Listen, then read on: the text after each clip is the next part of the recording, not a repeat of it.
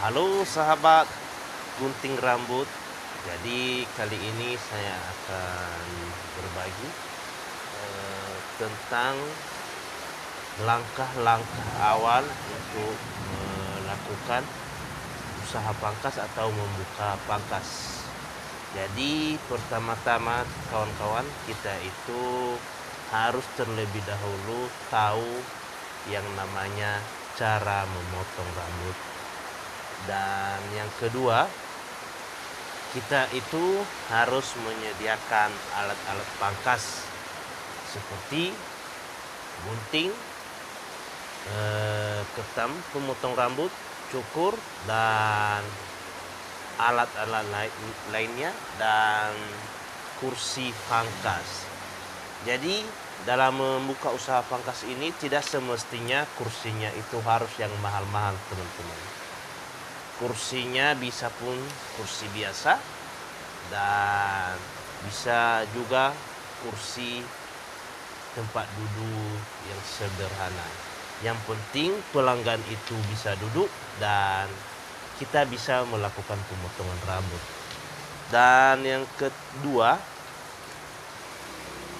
kita menyediakan lokasi atau tempat kita melakukan pemotongan rambut.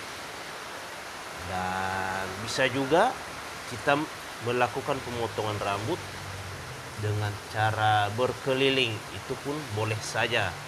Tapi kalau kita yang kepengen kita itu membuka usaha pangkas atau membuat satu lokasi, ya terlebih dahulu kita menyediakan lokasinya, tempat kita melakukan pemotongan rambut. Atau seperti saya ini, saya menyewa kios dan membayarnya tiap tahun atau per 6 bulan. Jadi di situ teman-teman, caranya kita itu menabung dari hasil pemotongan rambut tadi. Kita sisihkan sebagian untuk sewa rumah, dan selebihnya kita pakai untuk biaya sehari-hari dan biaya keluarga. Dan yang kelima, kita itu harus rajin buka pangkas biar pangkas itu tidak sepi. Minimalnya kita itu harus dapat satu hari 5 kepala, teman-teman. Kalau tarifnya yang 15.000. Dan kemudian itu kita harus bagus pelayanannya. Contohnya pelayanannya dari cara kita memotong dan dari cara kita berkomunikasi dengan pelanggan tersebut. Dan kemudian kita tak lupa juga harus menambahkan pengalaman lagi, teman-teman. Bagaimana cara menambahkan pengalaman lagi? Kita itu datang ke suatu tempat pangkas, atau kita misalkan kita itu potong rambut di luar, kita itu harus meniru atau mengambil bagaimana cara tukang pangkas itu, pelayanannya, cara dia memotong. Nah, dari situ nanti ilmu kita bertambah, teman-teman. Contohnya seperti saya itu kalau cukur di luar, saya pun selalu memerhatikan tukang pangkas yang sedang memotong rambut di depan saya, seandainya itu lagi antri, teman-teman. Dan kalau lagi antri, saya itu duduk di belakang dan memperhatikan bagaimana cara si abang tukang pangkas itu melakukan pemotongan rambut. Nah, dari cara-cara dia melakukan pemotongan rambut itu, apa yang belum saya lakukan, apa yang belum saya peroleh, disitulah saya mengambil dan mencuri pengalaman dari situ. Dan cara yang kedua, membuka berbagai channel. Dan sekarang teman-teman udah banyak tutorial pangkas di channel YouTube ini. Ada juga cara cepat, ada juga cara yang gampang, dan ada juga caranya yang agak lama, teman-teman. Dan masalah model itu udah bervariasi. Kalau masalah model itu tergantung dengan permintaan pelanggan teman-teman.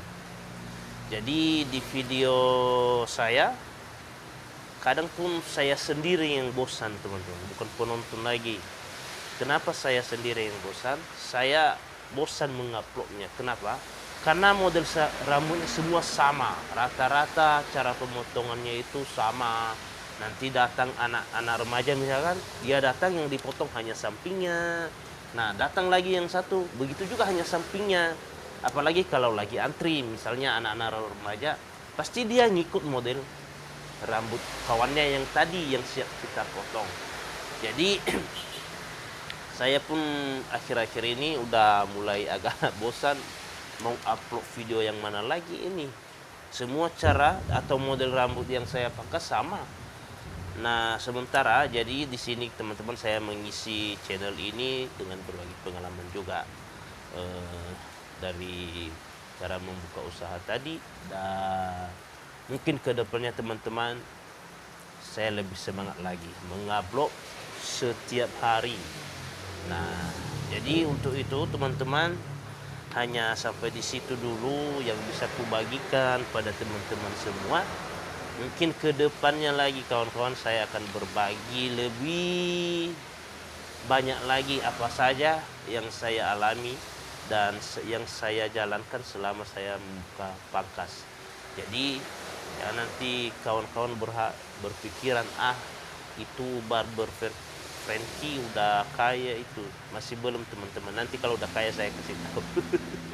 Karena sejauh ini subscribernya masih segitu-gitu. Tapi kalau untuk usaha pangkas teman-teman, sejauh ini saya masih belum sukses. Saya udah hampir berapa tahun bekerja sebagai tukang pemotong rambut atau tukang pangkas. Saya masih belum sukses teman-teman. Tapi sejauh ini hanya untuk cukup kebutuhan keluarga saja dan sanggup untuk membayar kontrakan. Oke, sampai jumpa teman-teman. Dan jika teman-teman suka dengan channel saya, jangan lupa subscribe, tekan tanda loncengnya, like, komen, dan share.